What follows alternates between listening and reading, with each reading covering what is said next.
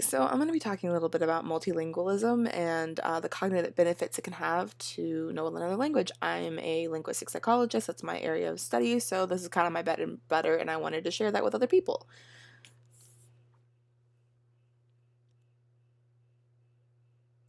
Eventually, this will change. There we go. So, people are always talking about the ways to strengthen cognitive function and reverse aging, but nobody actually talks about what that means. I'm sure we've all seen the mobile ads for, oh, do this puzzle game, use Rosetta Stone, use this language learning app, it'll help you learn languages in 20 days or less. Like things like that that are supposed to help reverse aging.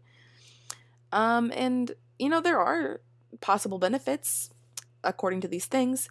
There's a lot of research into the exact cognitive benefits of multilingualism. Pop culture likes to claim that it prevents degenerative diseases like Alzheimer's or dementia entirely, that it improves your memory astronomically, that it gives you a bigger brain physically, and those are sort of true.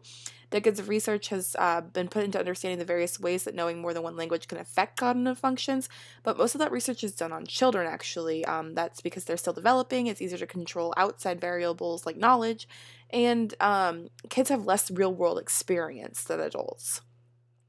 So, kind of what was found is that comparing bilingual and monolingual children showed that bilingual children tended to have a greater capacity for creative thinking. That was finding concepts within context, like how many different ways could you use this cup, or how many different uses for this cup do you have?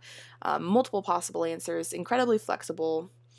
But some of the downsides are that monolingual people tended to be better at learning and internalizing these straightforward facts. It's possible that bilingual people may have smaller vocabulary pools. Um, Working memory also tends to expand as you're learning the language, not necessarily as you're fluent with it.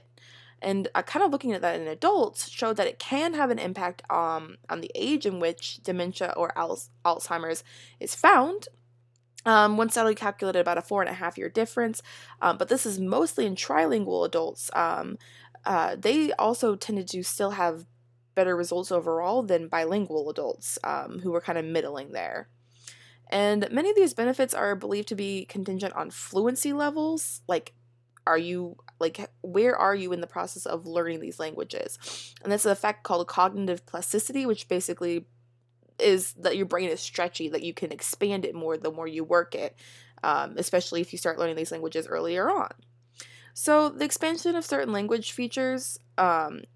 processing features into the Broca's area is actually one really interesting physical aspect of this they found.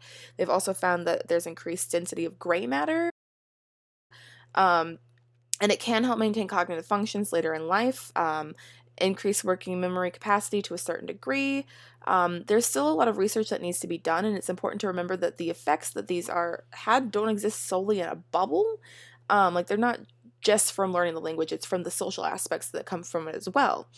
But yeah, outside the box thinking can help with your memory loss, or can help with preventing memory loss and maintaining overall cognitive functions.